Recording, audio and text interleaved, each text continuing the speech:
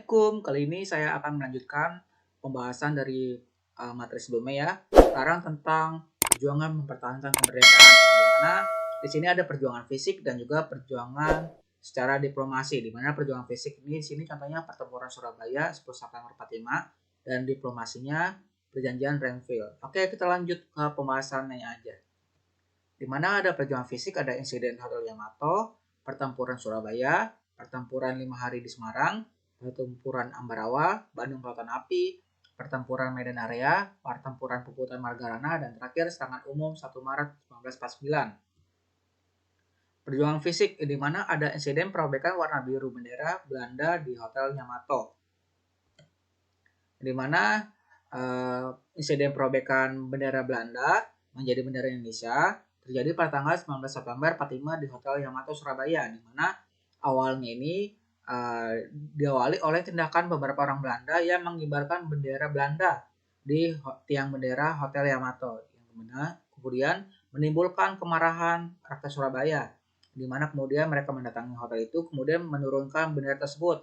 Akhirnya bendera Belanda diturunkan dan bagian bendera yang warna biru itu dirobek, di mana bendera dikibarkan kembali menjadi bendera merah putih ya, bendera Indonesia, di mana ada pekikan merdeka berulang kali yang dilakukan oleh rakyat Surabaya. Lalu ada pertempuran Surabaya, di mana pertempuran terjadi antara Indonesia dengan tentara sekutu yang terjadi dari tanggal 27 Oktober sampai 20 November 45, di mana yang paling besar itu tanggal 10 November 45, di mana peristiwa itu diawali dengan kedatangan Brigade 49 atau dari Divisi India ke 23 tentara sekutu, yang dimana di bawah komando Brigadir Jenderal AWS Malabi pada tanggal 25 Oktober 45 di Surabaya. Tugas pasukan ini untuk melucuti tentara Jepang dan menyelamatkan tahanan perang sekutu di Indonesia. Yang dimana semula pihak Indonesia menyambut kedatangan tentara sekutu ya, tapi karena tahu bahwa Indonesia ini memunceng bersama rombongan tentara sekutu, maka terjadilah pergerakan perlawanan rakyat Indonesia melawan tentara sekutu, di mana pada tanggal 30 Oktober 45 terjadilah bentrokan antara tentara Indonesia melawan tentara Inggris, di mana Brigadir Jenderal AWS Malabi tewas dalam bentrokan ini. Di mana kemudian hal ini membuat tentara sekutu itu mengirimkan pasukan dalam jumlah besar ke Surabaya, di mana pasukan baru tersebut di bawah pimpinan Mayor Jenderal R.C. Mansur. Pada tanggal 9 November 45, pihak sekutu kemudian mengeluarkan ultimatum kepada rakyat Surabaya, di mana batas waktu ultimatum itu pukul 6 pagi jam 10 pada tanggal 10 November 45, di mana ultimatum ini kemudian dihiraukan karena dianggap sebagai penghinaan terhadap pejuang Indonesia. Di mana pada tanggal 10 November 45, tentara Inggris kemudian melakukan serangan besar yang melibatkan 30.000 pasukan, yang dimana ada pesawat terbang, tank, dan juga kapal perang. Di mana tentara Inggris mengira peran rakyat Surabaya itu dapat dilakukan hanya dalam beberapa hari saja. Nah, tetapi di luar dugaan, ternyata ada seperti pelopor pemuda seperti Bung Tomo dan juga tokoh-tokoh agama yang terdiri dari para kiai dan juga ulama, terus menggerakkan semangat perlawanan pejuang Surabaya hingga perlawanan terus berlanjut berhari-hari, bahkan berlangsung sampai beberapa minggu. Kemudian meskipun akhirnya Surabaya telah dikuasai oleh sekutu, namun pertempuran Surabaya ini menjadi simbol nasional atas perlawanan bangsa Indonesia terhadap penjajahan. Yang dimana untuk mengenang kisah ini, kemudian 10 November diperingati sebagai Hari Pahlawan. Dan di sini kemudian lanjut ke pertempuran 5 hari di Semarang, di mana pertempuran 5 hari di Semarang terjadi antara rakyat Indonesia di Semarang dengan tentara dari sekutu ya, di mana peristiwa ini berawal dari ketika para tawanan veteran Angkatan Laut Jepang yang dipindahkan dari Cepiring ke Bulu, di mana pemindahan ini dikawal oleh polisi Indonesia, tapi di tengah perjalanan mereka memberontak dan juga melarikan diri, di mana mereka bergabung ke batalion Jepang yang di bawah pimpinan Mayor Kido yang masih bersenjata di Jatingaleh, Semarang. Pada tanggal 14 Oktober 45 tersiar kabar bahwa Jepang telah meracuni cadangan air minum di Candi Semarang, di mana Dr. Karyadi selaku kepala laboratorium pusat rumah sakit rakyat memberanikan diri untuk memeriksa air minum tersebut, akan tetapi saat melakukan pemeriksaan Jepang menembaknya hingga ia gugur. Peristiwa ini membuat rakyat pemuda Semarang marah sehingga menyerbu tentara Jepang. Kemudian tanggal 15 sampai 20 Oktober 45 terjadilah pertempuran antara TKR, Tentara Keamanan Rakyat, yang dimana dibantu oleh Barisan Pemuda melawan tentara Jepang yang persenjataannya lebih lengkap. Dimana pertempuran ini kemudian berakhir, terjadilah perundingan antara pihak Indonesia diwakili oleh Kasman Singo di Mejo dan Mr. Sartono, dan juga pihak Jepang diwakili oleh Letnan Kolonel Nomura.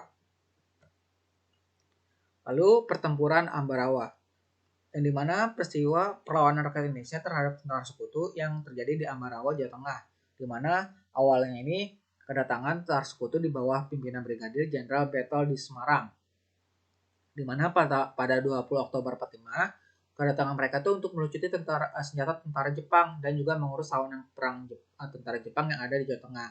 Yang semula kedatangan tentara sekutu ini disambut baik, bahkan sampai Gubernur Jawa Tengahnya Mr. Wongso Negoro menyepakati menyediakan bahan makanan dan juga keperluan lain bagi kelancaran tugas sekutu.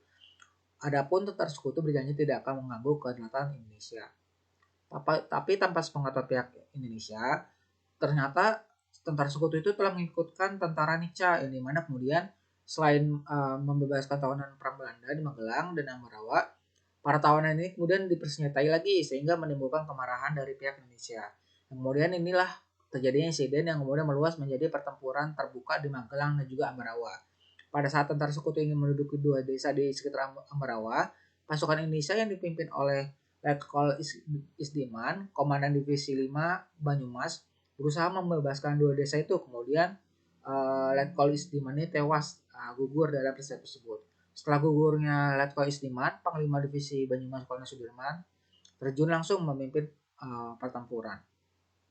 Di mana pada tanggal 12 Desember 45, Kolonel Sudirman kemudian melakukan rapat dengan para komandan TKR dan juga Laskar, di mana pada tanggal 12 Desember 45, pasukan Indonesia kemudian melancarkan serangan terhadap tentara sekutu di Ambarawa. Di mana pertempuran itu berlangsung secara sengit, ya, di mana kemudian Indonesia menggunakan taktik gelar supit urang, ya, atau pengepungan perangkap dari kedua sisi sehingga tentara sekutu itu benar-benar terkurung.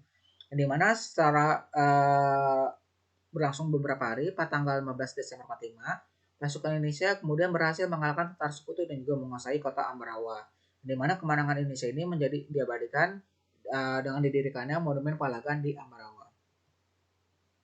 Lalu Bandung Lautan Api, di mana peristiwa Bandung Lautan Api ini merupakan peristiwa kebakaran besar yang terjadi di Kota Bandung, Jawa Barat pada tanggal 23 Maret 46. Kota Bandung sengaja dibakar oleh TKR dan juga rakyat setempat dengan maksud agar tentara sekutu tidak dapat menggunakan Kota Bandung sebagai pos-pos militer. Di mana peristiwa ini diawali dengan kedatangan pasukan sekutu yang dipimpin oleh Brigadir McDonald di Kota Bandung, di mana mereka datang pada tanggal 12 Oktober 45 dengan tujuan melucuti senjata tentara Jepang dan membebaskan tawanan perang, di mana awal kedatangannya disambut baik hubungan sekutu dengan pihak Indonesia, ya.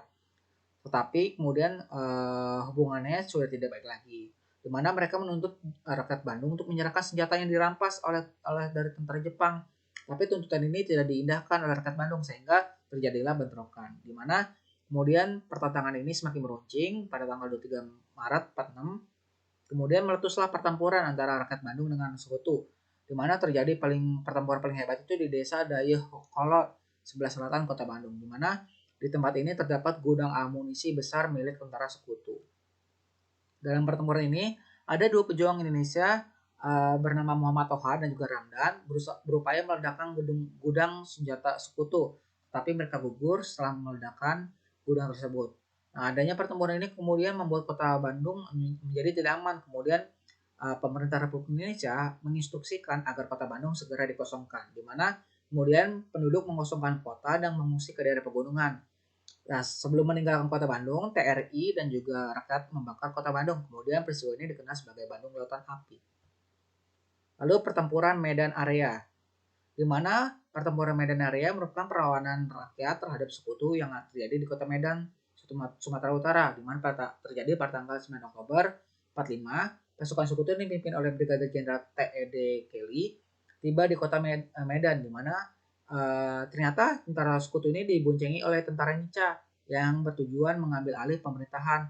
Hal ini tentu terjadilah perlawanan rakyat di Kota Medan, di mana Pertempuran pertama itu terjadi pada tanggal 13 Oktober 45 antara pemuda dengan pasukan sekutu. Di mana para pemuda ini menyerang gedung-gedung pemerintahan yang yang dikuasai oleh sekutu. Di mana kemudian pertempuran ini menjalar ke beberapa kota lainnya seperti Pematang Siantar dan juga Brastagi. Di mana karena terlalu sering terjadinya insiden, maka pada 18 Oktober 45 sekutu mengeluarkan ultimatum yang melarang rakyat membawa senjata dan juga semua senjata itu harus diserahkan kepada sekutu. Di mana kemudian pada 1 Desember 45 tentara sekutu memasang papan-papan yang bertuliskan fixed boundaries Medan areas di pinggiran kota Medan dengan tujuan untuk menunjukkan daerah kuasa mereka. Yang dimana sejak saat itu istilah Medan area menjadi terkenal, di mana tentara sekutu beserta Nica melakukan pengusiran terhadap unsur-unsur Republik Indonesia di kota Medan. Kemudian para pemuda melakukan perlawanan terhadap sekutu dan juga Nica, yang dimana akibatnya kota Medan menjadi tidak aman. Pada tanggal 10 Desember 45, sekutu melakukan operasi militer secara besar-besaran terhadap pejuang Indonesia dengan mengikut sertakan pesawat-pesawat tempurnya. Yang dimana para pejuang kemudian membalas serangannya, di mana terjadinya bentrokan di seluruh kota yang menelan banyak korban dari kedua pihak. Lalu ada perjuangan fisik pertempuran Puputan Margalana, di mana terjadi pada tanggal 20 November 45, diawali dengan pasukan Belanda yang datang sekitar 2.000 tentara yang disertai oleh tokoh-tokoh yang bersedia bekerjasama dengan Belanda di Bali, di mana kedatangan Belanda ke Bali itu untuk membantu pendirian sebuah negara boneka yang diberi nama Negara Indonesia Timur, yang dimana Belanda kemudian memujuk Letkol I Gusti Ngurah Rai untuk bergabung, tapi hal ini ditolak. Pada 18 November 46, I Gusti Ngurah Rai kemudian menyerang kedudukan Belanda di daerah Tabanan, di mana satu detasemen polisi lengkap disenjatai berhasil dilumpuhkan. Untuk menghadapi pasukan Ngurah Rai, Belanda kemudian mengerahkan pasukannya yang ada di Bali dan juga di Lombok. Dalam pertempuran ini, pasukan Ngurah Rai melakukan puputan atau perang habis-habisan, di mana mereka tidak akan mundur sampai titik darah penghabisan, di mana pertempuran ini berakhir setelah gugurnya Letkol I Gusti Ngurah Rai bersama 96 orang pasukannya, di mana pihak Belanda itu ada 400 tentara Belanda tewas dalam pertempuran ini, di mana untuk mengenang peristiwa ini didirikanlah Tugu Pahlawan Taman Pujaan Bangsa di daerah bekas medan pertempuran. Lalu yang terakhir, perjuangan fisik serangan umum 1 Maret 49, di mana dilakukan oleh pasukan TNI dari Brigade 10 Race 3 di bawah pimpinan Letkol Kolonel Soeharto, setelah terlebih dahulu mendapat persetujuan dari Sri Sultan Hamengkubuwono ke-9, kepala daerah dari daerah istimewa Yogyakarta, di mana pada malam harinya sebelum menjelang serangan umum itu, pasukan TNI itu telah mendekati kota dalam jumlah yang kecil ya, kemudian menyusup ke dalam kota, di mana pada pagi harinya 1 Maret 49 sekitar pukul 6 pagi dibunyilah sirine, di mana tanda jam malam telah berakhir. Kemudian serangan umum ini kemudian dilancarkan di segala penjuru kota. Pasukan Belanda tidak menduga serangan dadakan ini, di mana dalam waktu singkat pasukan TNI berhasil memukul mundur pasukan Belanda keluar Jogja, di mana serangan umum TNI ini akhirnya berhasil menduduki Jogja selama 6 jam, di mana hal ini mematahkan propaganda Belanda yang menyatakan bahwa Republik Indonesia sudah tidak ada lagi. Nah, keberhasilan serangan umum 1 Maret 49 kemudian mendatangkan dukungan internasional terhadap bangsa Indonesia, di mana hal ini menjadi pendorong berubahnya sikap pemerintahan Amerika Serikat terhadap Belanda, di mana pemerintah Amerika Serikat yang semula mendukung Belanda berbalik menekan Belanda karena akan melakukan perundingan dengan pihak Indonesia, di mana atas desakan itu serta kedudukannya yang makin terdesak oleh gerilya Indonesia, kemudian Belanda akhirnya bersedia berunding dengan Indonesia. Nah, oke, cukup sekian untuk materi kali ini. Untuk perjuangan diplomasi akan dibahas di video berikutnya. Mohon maaf kalau ada kekurangan. Wassalamualaikum warahmatullahi wabarakatuh.